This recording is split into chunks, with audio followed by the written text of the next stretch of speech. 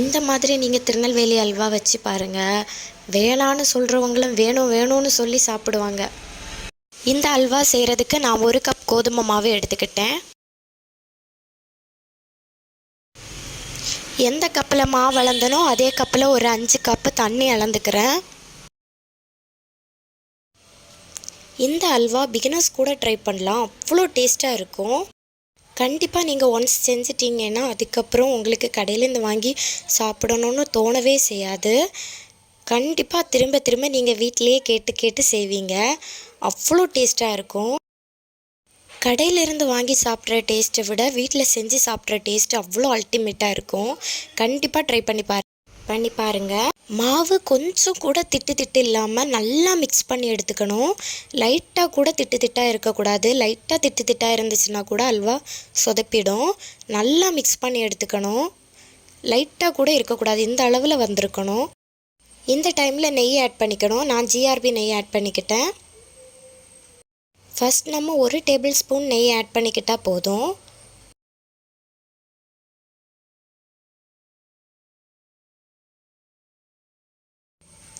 அப்புறமா ஒரு 2 கைப்பிடி அளவில் அண்டிப்பருப்பு ஆட் பண்ணிக்கிட்டேன். எங்கள் ஃபேமிலியில் எல்லாருக்கும் அண்டிப்பருப்பு டேஸ்ட் நல்லா பிடிக்குங்கிறதுனால நான் 2 கைப்பிடி அளவில் ஆட் பண்ணியிருக்கிறேன். உங்களுக்கு அந்த ஃப்ளேவர் கம்மியாக போதுங்கிற பட்சத்தில் நீங்கள் கம்மியாகவும் ஆட் பண்ணிக்கலாம். நல்லா வதக்கி எடுத்துக்கணும். அது பொன்னிறமாக மாறுறது வரையிலும் நல்லா வதக்கி எடுத்துக்கணும். அண்டிப்பருப்போட கலர் நல்லா பொன்னிறமாக வதங்கி வர்றது வரைக்கும் அதை ஃப்ரை பண்ணி எடுத்துக்கிட்டேன். அப்புறம் அதை அப்படியே தனியாக ஒரு கடாயில் மாற்றி வச்சுக்கிட்டேன். அப்புறமா மிக்ஸ் பண்ணி வச்சுருக்கிற மாவை மறுபடியும் அடியில் இருக்கிறது எல்லாம் நல்லா மிக்ஸ் ஆகி வர்றது மாதிரி மிக்ஸ் பண்ணி எடுத்துக்கிட்டேன். அப்புறமா அதை கடாயில் ஊற்றிக்கிட்டேன்.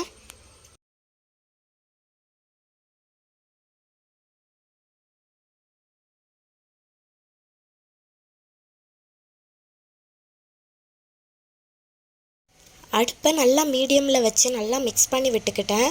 இந்த டைமில் நம்ம லைட்டாக மிக்ஸ் பண்ணுறதை கம்மி பண்ணிட்டோம்னா கூட அடி பிடிச்சிக்கும். அடி பிடிச்சிக்கிட்டா டேஸ்ட்டே மாறிடும். அதனால் நல்லா மிக்ஸ் பண்ணி விட்டுக்கிட்டே இருங்க.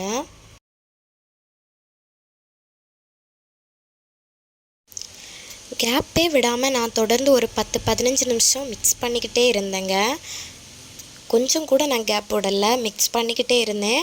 லைட்டாக விட்டுருந்தா கூட அடி பிடிச்சிருக்கும். ஸோ நான் மிக்ஸ் பண்ணிக்கிட்டே தான் இருந்தேன். கேப்பே விடலை. ஒரு 15 நிமிஷத்துக்கு கிட்ட ஆச்சு.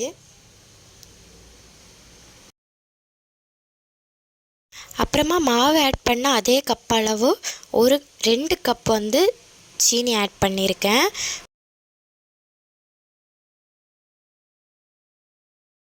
வீடியோவில் 1 கப் சீனி ஆட் பண்ணதை தான் காட்டியிருக்கேன். நான் 2 கப் சீனி ஆட் பண்ணேன். அப்புறமா மாவு நல்லா இறுவ ஆரம்பிக்கும். இதுதான் கரெக்டான பதம். இன்னும் நல்லா இறுவி வரணுங்க. நல்லா மிக்ஸ் பண்ணி விட்டுக்கிட்டே இருங்க. இந்த டைமில் நான் இன்னொரு கடாயில் 3/4 கப்பு சீனி ஆட் பண்ணிக்கிட்டேன்.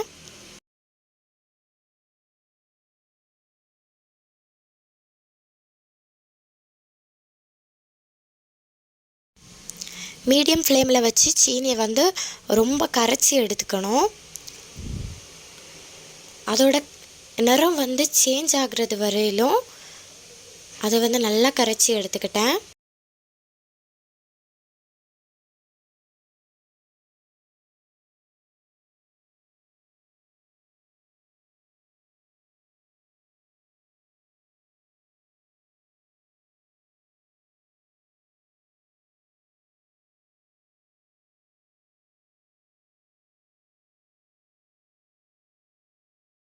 இப்போது இது கரெக்டான பக்குவத்தில் இருக்குது. இதுதான் இந்த சீனியோட கரெக்டான பக்குவம். இந்த கலர் மாறுறது வரையிலும் நம்ம நல்லா கரைச்சி எடுத்துக்கிட்டால் போதும்.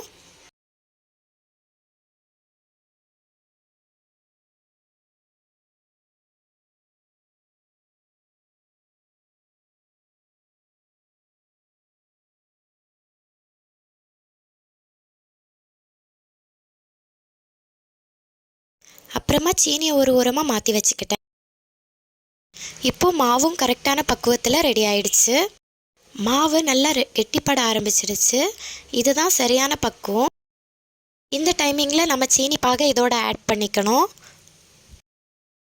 நம்ம எக்ஸ்ட்ராவாக கலர் பொடி எதுவும் இதில் சேர்க்க தேவையில்லை. அந்த சீனி பாகை இதுக்கு தேவையான கலரை கொடுத்துக்கும்.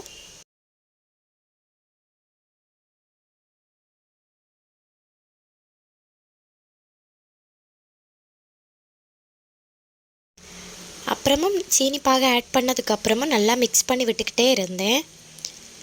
அதுக்கப்புறம் கொஞ்சமாக நெய் ஆட் பண்ணேன்.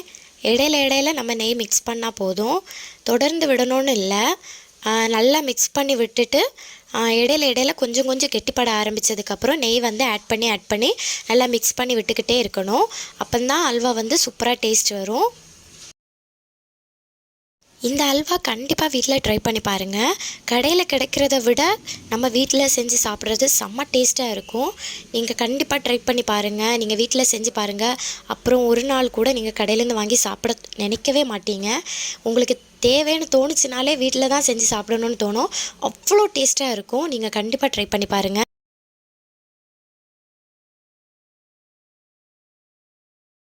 அப்பப்போ கொஞ்சம் கொஞ்சமாக நெய் ஆட் பண்ணிக்கிட்டே இருக்கணும்.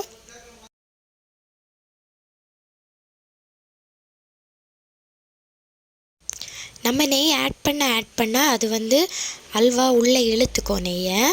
அதனால் நம்ம நெய் ஆட் பண்ணி இருக்கும்போது அந்த அல்வாவோட டேஸ்ட்டு செம்மையாக இருக்கும்.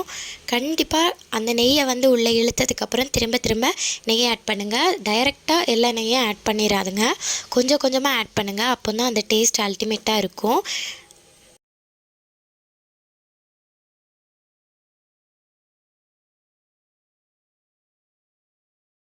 அல்வா இப்போ ரொம்ப இறுக ஆரம்பிச்சிருச்சு. இது சரியான பக்குவம்.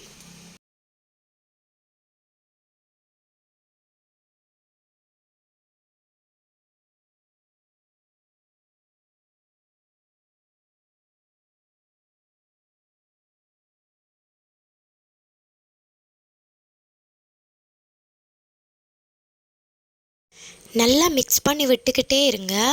லோ ஃப்ளேமில் வச்சுருந்தாலும் பரவாயில்ல, மீடியம் ஃப்ளேமில் வச்சுருந்தாலும் பரவாயில்ல. ஆனால் கண்டிப்பாக கேப் விடாமல் மிக்ஸ் பண்ணிகிட்டே இருங்க. லைட்டாக நீங்கள் கேப் விட்டிங்கன்னா கூட அடி பிடிச்சிக்கும். அடி பிடிச்சிக்கிச்சின்னா அல்வா மொத்தமாக வேஸ்ட் ஆயிரும். அதனால் கண்டிப்பாக இல்லைன்னா அடி பிடிக்கலைன்னா கூட அது திட்டாக வர ஆரம்பிச்சிரும். திட்டாக வந்தாலும் அல்வா சொதப்பிடும். ஸோ மிக்ஸ் பண்ணி விடுறது தான் இதில் வந்து ரொம்ப முக்கியமானது. கண்டிப்பாக மிக்ஸ் பண்ணி விட்டுட்டே இருங்க.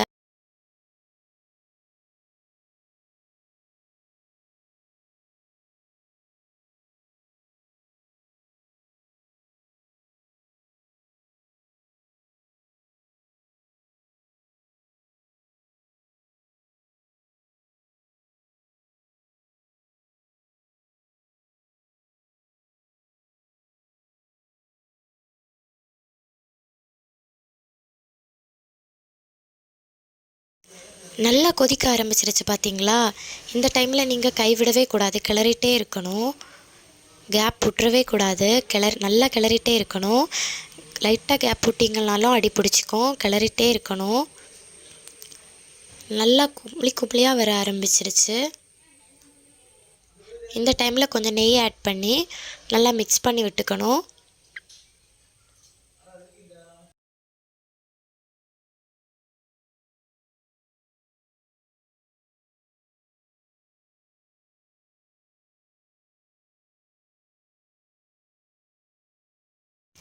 இதோட கரெக்டான பக்குவமே எல்லா நெய்யும் வந்து அப்சர்வ் பண்ணிக்கிட்டு அது வந்து ஃபுல்லாகவே திரண்டு வந்துடும். திரண்டு வர்றது தான் இதோட கரெக்டான ஃபினிஷிங். அந்த டைமில் தான் நீங்கள் வந்து இதை இறக்கணும். கரெக்டான திருநெல்வேலி அல்வா பக்குவம் வந்து இது மாதிரி எல்லா அல்வாவும் வந்து நெய் வந்து ஃபுல்லாக அப்சர்வ் பண்ணிக்கிட்டு அது ஃபுல்லாகவே கெட்டிப்பட ஆரம்பித்து நெய்யெல்லாம் தனியாக பிரிஞ்சு வந்துடும். இதுதான் வந்து கரெக்டான பக்குவம். இப்போ இருக்குது பார்த்தீங்களா? இது வந்து கரெக்டான பக்குவம் அல்வாவோட. இந்த டைமிங்கில் தான் நீங்கள் இறக்கணும்.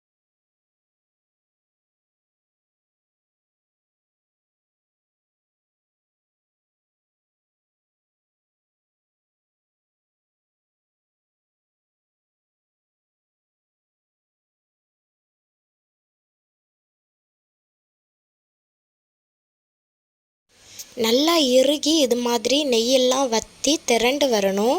திரண்டு வர்றது தான் இந்த அல்வாவோட கரெக்டான பக்குவம்.